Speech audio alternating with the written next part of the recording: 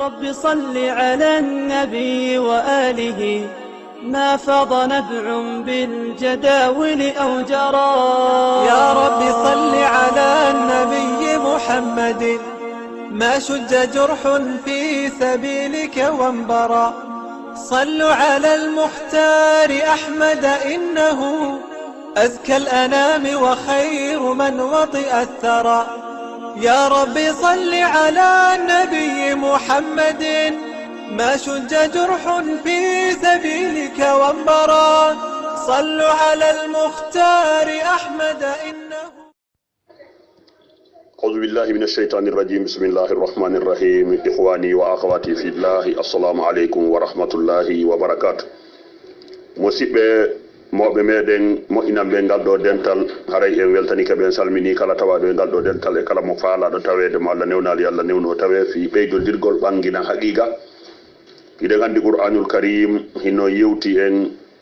ko wiyete kon bimana alhiwar, yani ko honno yewtirte gonga ɗaɓɓite. sen daari ayeji ɗiɗi qur'anul karim hino ka suratu sabay aya nogay e nayi e aya nogay e joyi ko nelaɗo yewtidi e yimɓe heferaɓe ɓen. daren ɗon nedi qur'an anden no yewtidiren e jama on, e si tawi kadi goɗɗo yewti en ko tawi wona noon wona yo ɗum mettu en, saabu haray ko noon o foti. allah no daali bada aoudu billahi min alcheytani irrajim wa inna aw iyakum la ala hudan aw fi dalalin mubin. yewtere nde nelaɗo yewti allah fillani en e suratu sabay, nelaɗo maaki menen ma onon hino e peewal ma no e majjere, yani woɓɓe men no e peewal woɓɓe men no e majjere. nelaɗo ma kaali direct onon ko fenande jogiɗon menen ko goonga e hoorele pelletti. nelaɗo sikkitaki siko goonga ɓe jogii, nelaɗo sikkitaki si heferaɓe ɓen ko fenande jogii, kono ko goɗɗum e needi qur'ana ɓe waɗi. goɗɗo daroto wiya kaari en fenay ko menen mari gonga direct, oɗo anda yaadu qur'ana ndu. nelaɗo ɓeydi ɗon wi'ugol ko qur'ana filli kon la tusaluna amma ajramna wala nusalu amma ta'malun. dareɗo nedi qur'an nelaɗo maaki on landitatake komin bonni. nelaɗo ƴetti bonnere nden fewtini e maɓɓe. la tusaluna amma ajramna, on landitatake komin bonni, wala nusalu amma ta'maluna, men landirtaki ko golluɗon. ɓe ƴettali bonnere nde ɓe fewtine ɓeya e hoorele ko ɓen woni bomɓe ɓen. ɓe maaki men landitatake ko golluɗon, on landitatake ko men bonni. ɓayde pelletti nelaɗo bonnaali, pelletti ɓe nelaɗo yewteno ɗum ɓe moƴƴinaali, kono ko goɗɗum e gandal needi ndi allah ne'i nelaɗo allah ndi hanude ne'itorde hakkude meɗen. sa nani goɗɗo no sonka fenna yenna andu zalika mablahu min al ilmi, gandal maɓɓe ngal ko ɗon ngal haaɗi. haray ɗon an anduɗo ɗiɗo laawi ɗi qur'ana rewi ɗi tindini nelaɗo allah tindiri nelaɗo ka o rewa ha o yewtida e yimɓe ɓe haqqille mum ɗen tenkaki. si tawi an kadi a yewtiday e ɓeɗo ko ma jogoɗa on uslubu ɗon, jogoɗa on faamu ɗon, jogoɗa ndin needi ɗon, fii si ɓe yenni ko yo waw e ma wasi tawi hiɗa tindinde paykun ko moƴƴani kun hikun dartade ma hiɗa faala humude ñalahol kol memali ɓoggol ha hande kol anda goɗɗo kol jogaka ha hande nda haɓɓiti a jogoto kol wona e juuɗe kol wa'a waɗi e ñalbi, a wakkiloto dampede, a wakkiloto jurede,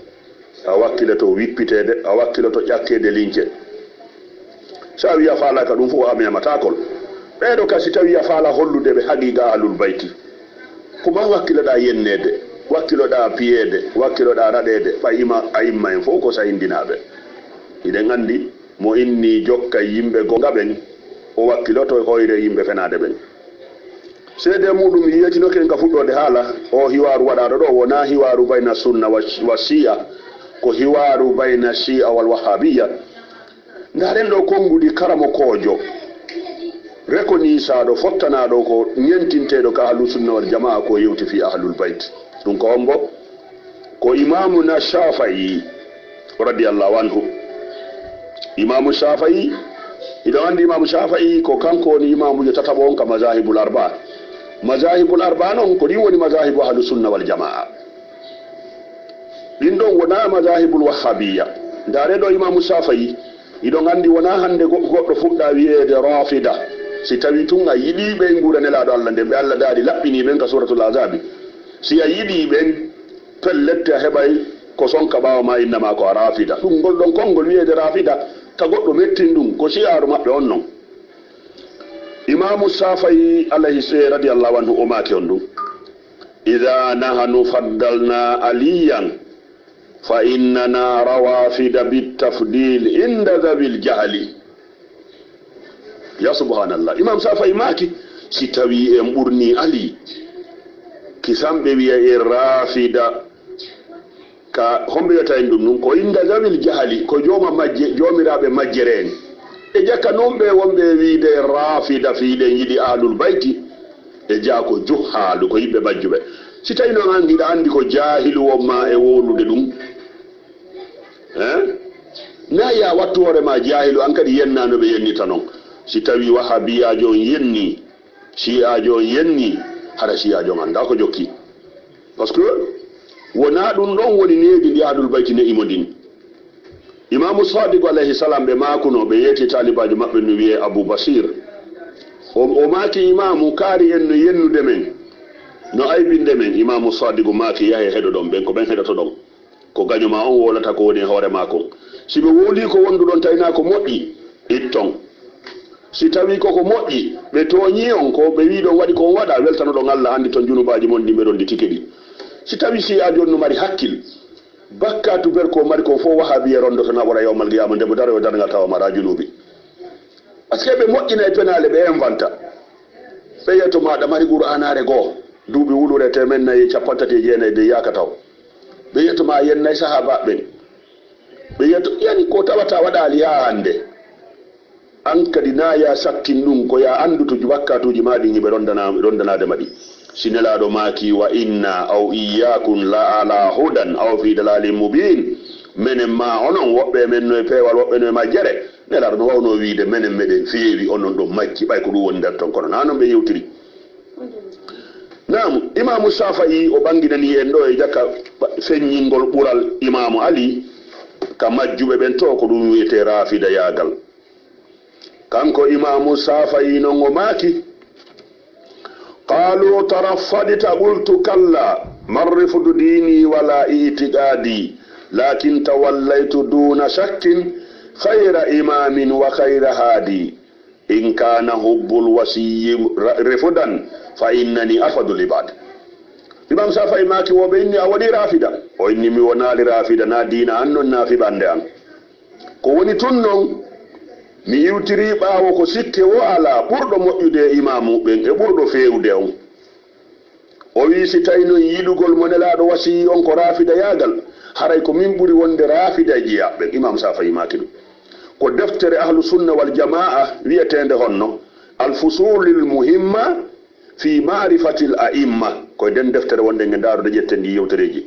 ko hombo windi nde ko cheikh l imamu l allama wal baharu l fahama ɓe innamo ibnu sibbakil maliki feƴƴindo hitande 855 hijriya kanko imamu Shafi'i o maaki kadi in kana rifudan hubbu ali muhammadin falyasi haddu sagalani anni rafidiyu si tawi ko wiyete rafida yagal ko yiɗugol ɓe nguura nelaɗo ɓay sa yiɗi ɓe nguura nelaɗo yimɓe majjuɓe ɓen wiyetema ko rafida o wi haray yo tagore nde yimɓeji inna fof seedo komi rafida imamu Shafi'i est ce que ɗum heɓati faɗi kongude e hunduko wahabiyajo ko ɗum waɗi simi inni wona ahlu sunna e shi'a woni wadde munagata ko shi'a e wahabiya nam kanko imamu Shafi'i o continue yewtere makko ko deftere makko o maaki idha fi majlisin zakaru aliya wa sibutayhi wa fatimata zakiya yugalu tajawazu ya qawmu anhu fahadha min hadisi rafidiyya baritu ila almuhaymin min unasin yarawna rifda hubbal fatimiyya allahumma salli ala muhammadin wa ali muhammad nam imam Shafi'i maaki wo saare wi ka dental mooɓi hiɓe yewta fi ali e siwtaɓe makko ɓen alhasana wal husayni e nene fatimatu zakiya yiya kisam majjumɓe no na feƴƴe ko onon yo jama ko hadisa ko yewtere rafida wona yewtede ɗo. Imamu Safayi maki min noon mi dandike e Allah mi torike yo Allah dandange ɓe yimɓe yiwɓe ko woni rafida yagal ko yiɗugol Fatima pelletti ka wahhabiyankoɓe ɓen si a yiɗi nene Fatima geɗal nelaɗo Allah on mo nelaɗo maki Fatima bid'atun minni yudini ma yudiha man ahabba Fatima ibnati faqad ahabbani wan man abghadaha faqad abghadani. Sahih Bukhari. Nelaɗo maki Fatima ko huyde iwde am ni Muhammadu kala ko tampini Fatima tampinay lan yiɗuɗo Fatima ɓiɗɗo an on wo haray mo yiɗi lan añuɗo mo wo haray no añi lan. wahabiya fotti yiɗugol Fatima ko rafida yagal yaltina l'islam. wahabiya fotti yiɗugol Fatima geɗal nelaɗo Allah yiɗa al-Hasana wal Husaini rahianat rasul wa sayyida sibabu ahli janna yiɗugol ɓeɗo ɓe nelaɗo maki kala gorko sagata nato aljanna ko Al-Hasana e al-Husaini woni koho makko. nelaɗo maki uhibbuhuma min miɗo yiɗi Al-Hasana e al-Husaini wa uhibbu man ahabbahuma miɗo yiɗi kala yiɗɗoɓe. wahabiya wi yiɗɗoɓe ɗo o woni rafida wona ka aljanna ko ɗum andirton wahabiya wona dina nelaɗo sallllahu alayhi wa sallam woni gollirde. joni noon si ɓe yenni fi fenade no buuma ɗo heeɓi duuɓi wulure goɗɗum nde wirtama ɓe yenni wona onon kadi shi'aɓe jokkuɓe nene Fatima jokki imamu Ali imamul Hasan wal Husain jokki nelaɗo sallllahu alayhi wa sallam na yo yennu par ce que ta yon hakkille mon ɗen fotu hakkille maɓɓe ɗen sina ɗum ara mere wonɗen e wowlande nelaɗo ferama kaaje nelaɗo soppama nelaɗo maka Allah fewnuɓe ɓe andalan ɓeɗo kadi ko non wayi ɓe anda ko homɓe woni alu baytin nabiyyi haray tigi tigi on wona yon wiw kadi on yewdata e maɓɓe na yoɓe yennu kadi wi on onon yewtatande kadi ma ɓe yenna yennon haray tigi tigi an a famali. haray ɗo ko ɓanginan gollen wondema ko enen e wahabiya woni wadde munagasana enen e alu sunna. ndare Imamu Safayi no waɗi yewtere o maki ya ala bayti rasulillah kafakum min adimi sa'ni annakum man lam yusalli alaykum la salata la. Allahumma salli ala Muhammad wa ali Muhammad. Imam Safayi maki hey kono yo yimɓe suudu nelaɗo yona ni on mantore wondema kala juuluɗo juulale mon julde mum jaɓatake ɗa heɓa kangol haalawol e hunduko wahabiyajo aduna awa ko fi honɗum waɗirɗen alhiwaru bayna sunnati wa shi'a ko ɓay wahabiya ɓornike on doleke witike ahlu sunna kono sunna moɓe ɓornitani doleke mum on ko sunnatu najidiya la sunnata nabawiya to gandi ko sunnatu najidi e sunnatu nabawi fo ɓe wiide ɗum sunna kono sunna nelaɗo on ko sunna sa jokkemo heɓay hakkille a heɓay faamu a heɓay needi a anday no naɓitira yimɓe wona hoyre wona piiro wono Allah wiri noon odu ila sabili rabbika bil hikma noddir laawol Allah ngol hikma faamu nunɗal wal maw'izati l hasana e waaju moƴƴo Allah wiyali noddir hoyre noddir huɗugol noddir piiro andi on ɗon sa yaari ɗon haɗa lundike Qur'an. joni noon yewtere men nden ko wonno e yaade ko fi khalifatul awwal ko ɗum wonede e yewtede balɗe feƴƴiɗo ɗo akkinoɗo lontade ɗum ko hombo Aboubacry radiallahu an.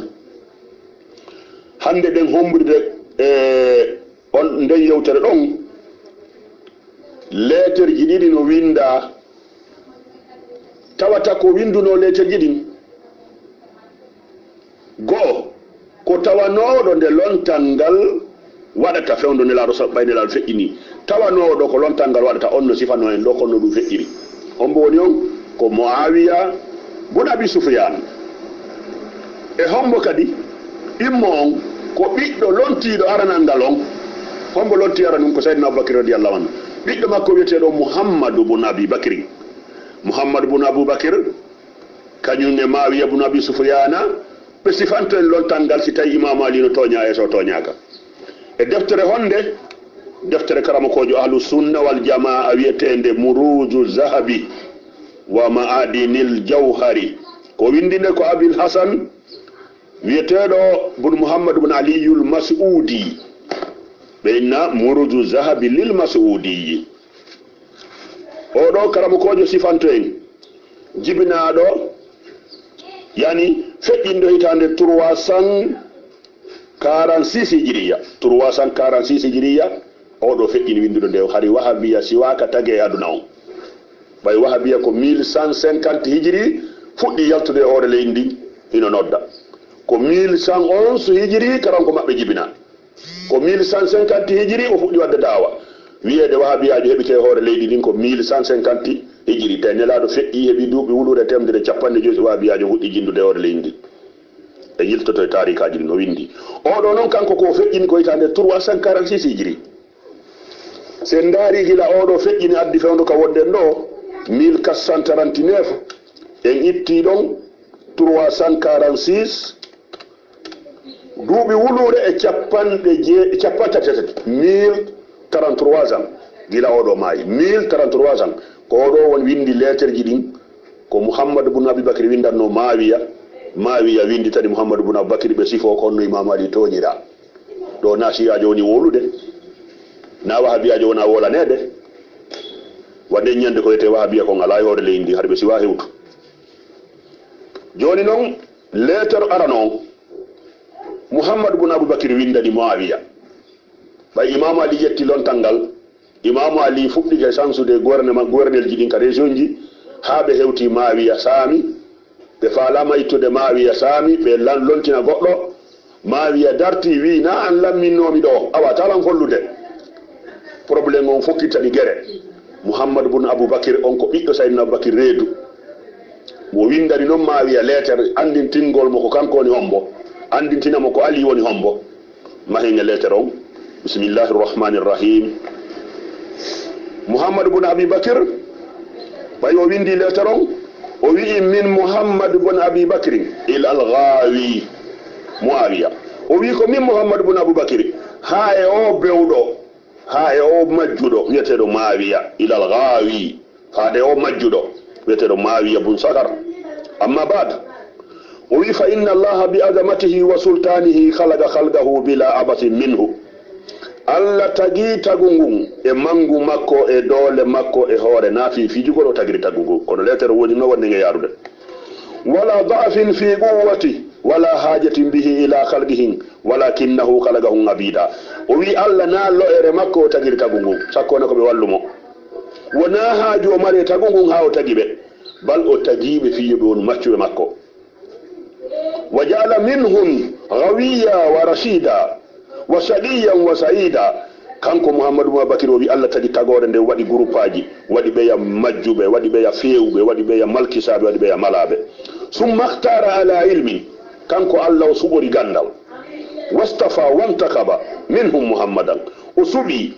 o waɗi sélection o suɓi o ɗaɓɓiti o yaltini Mouhammadou sallllahu alayhi wa alihi fantakabahu o suɓi nelaɗo be ilmihi o suɓori nelaɗo gandal makko wastafahu bi risalati o suɓori nelaɗo nelal makko ngal watamanahu ala wahyi wa ba'athahu rasulan wa mubassiran wa nadira o neli nelaɗo waɗimo weltino waɗimo hulɓinowo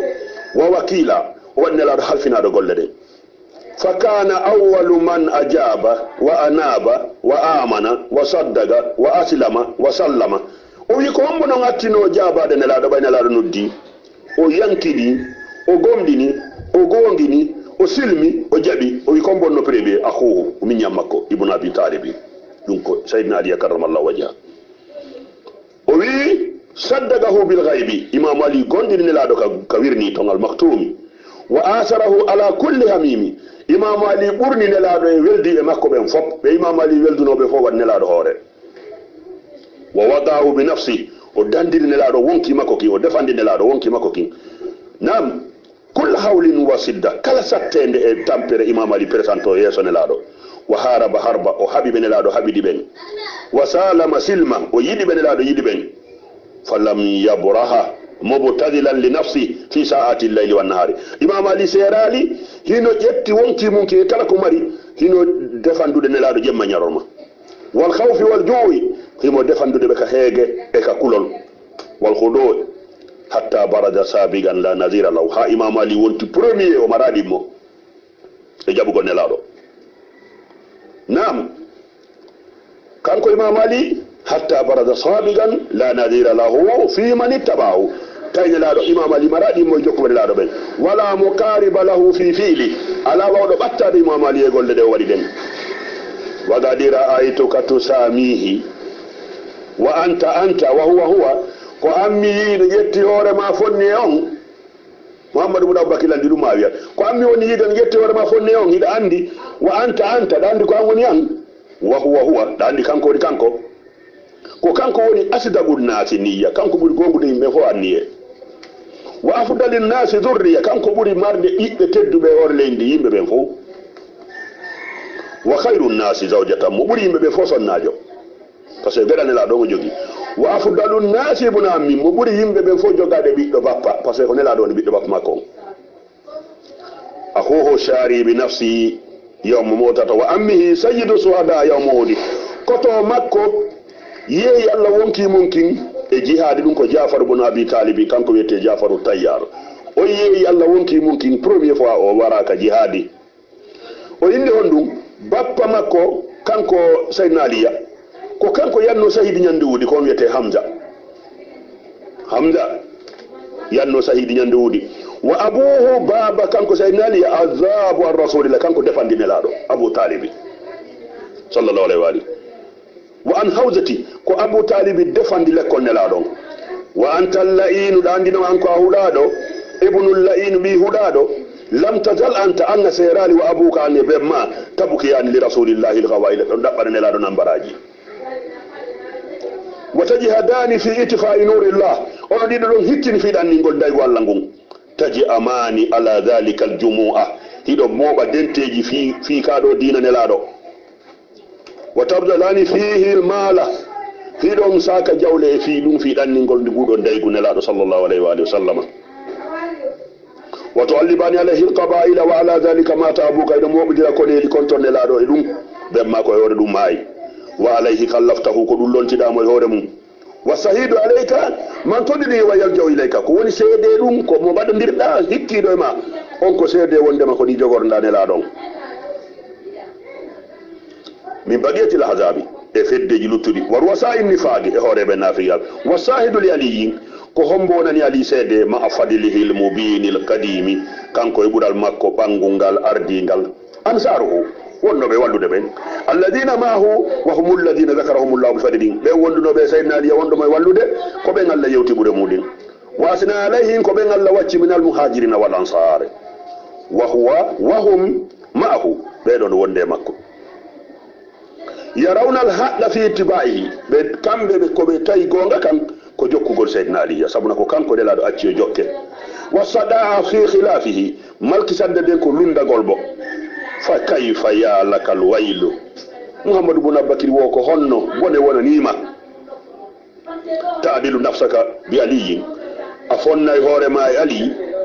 wa huwa warisu rasulillahi kanko ron nelaɗo allah sallllahu alayhi wa alihi wa wasi kanko ni wasi e nelaɗo allah wa abu waladi kanko ni baba ɓiƴe makko ɓen awwalu nnasi islama kanko atti yimɓe ɓe foppu silmude nam wa adrabihim bihi ahada kanko ɓuri ɓaɗade yimɓe ɓe fo ahadi e nelaɗo kanko e nelaɗo sakkiti yewtudude nam on tuma kanko mouhammadou bun aboubacry o wi wo waɗu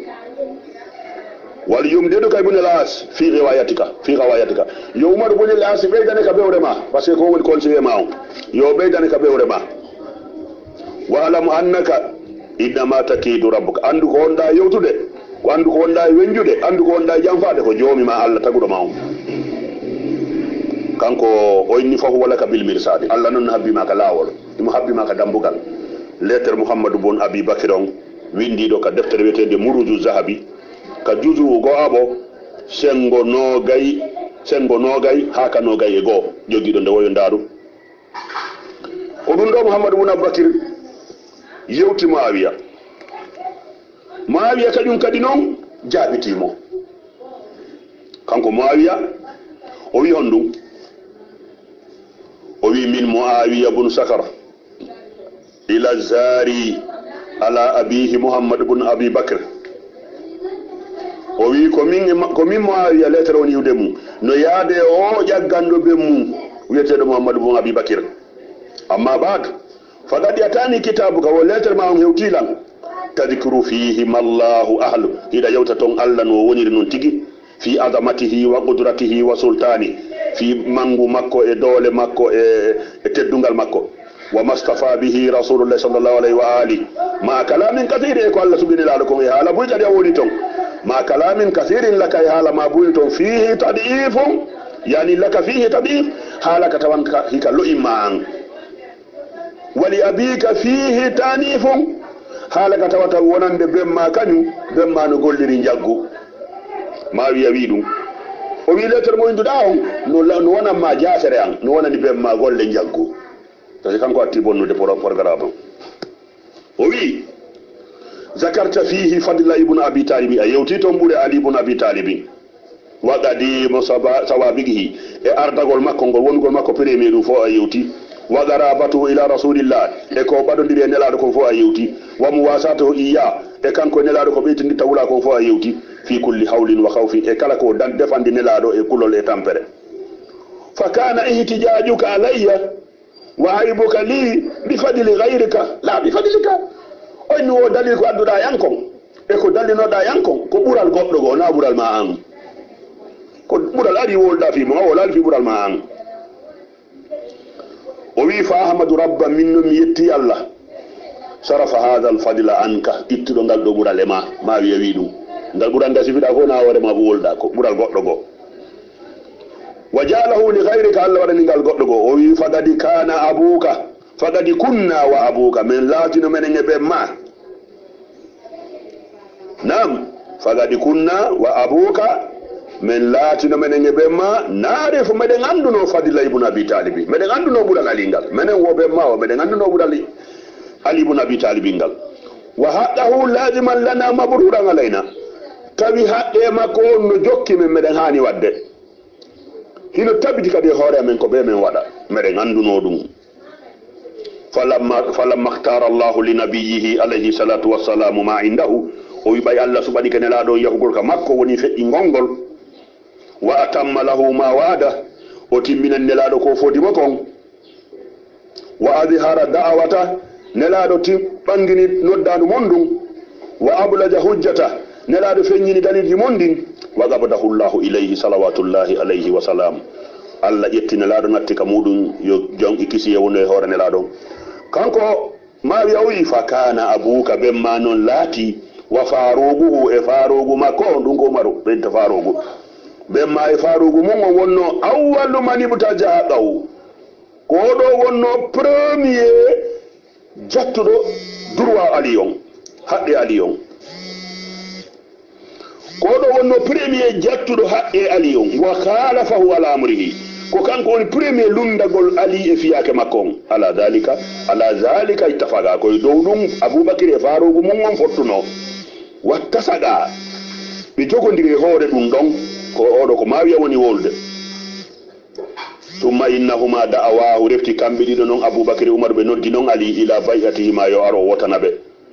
fabta anhuma o sali yawde o netti yaw gongol few o sali jabude yawgol wotanabe watalakka alayhima yani o jogiti hoore makko e fi mabbe mawiya wi fa hamma bihil humuma be himmani mo non piiji buyi be ebbani mo e bori wa arada bihil azima be falana mo piiji buyi bondi mawnudi o wi jon non walawla ma fa'ala abuka ma wi'i sina ko bemma wanno don kon jattugol haqqe ali on kanko e farugo makko on be darto gonga makko kan be lundo fiyake makko on min qablu ko atti ma khalafuna ibn abi talib ben kambe watana mo lundade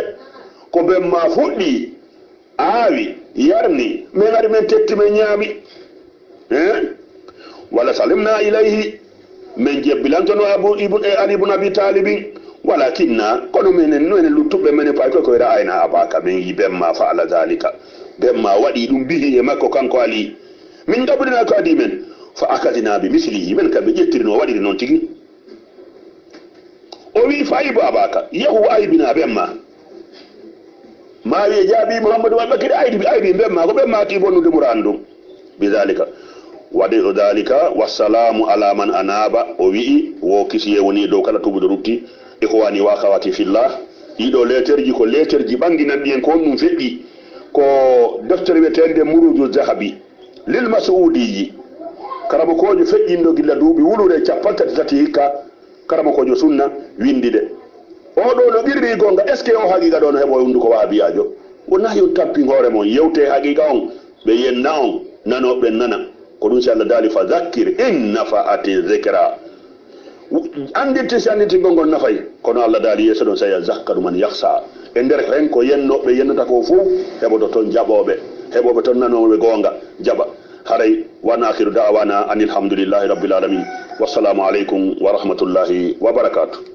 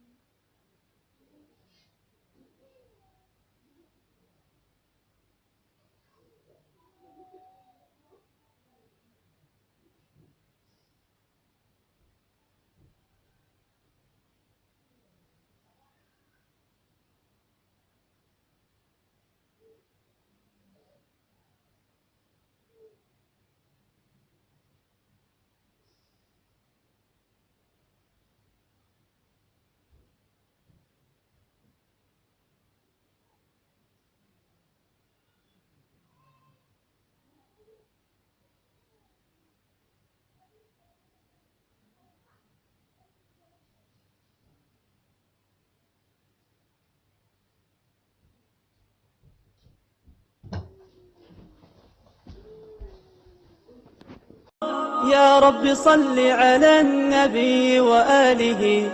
ما فض نبع بالجداول أو جرى. يا رب صل على النبي محمد ما شج جرح في سبيلك وانبرى. صلوا على المختار أحمد إنه أزكى الأنام وخير من وطئ الثرى. يا رب صل على النبي محمد ما شج جرح في سبيلك وانبرى. صلوا على المختار أحمد إنه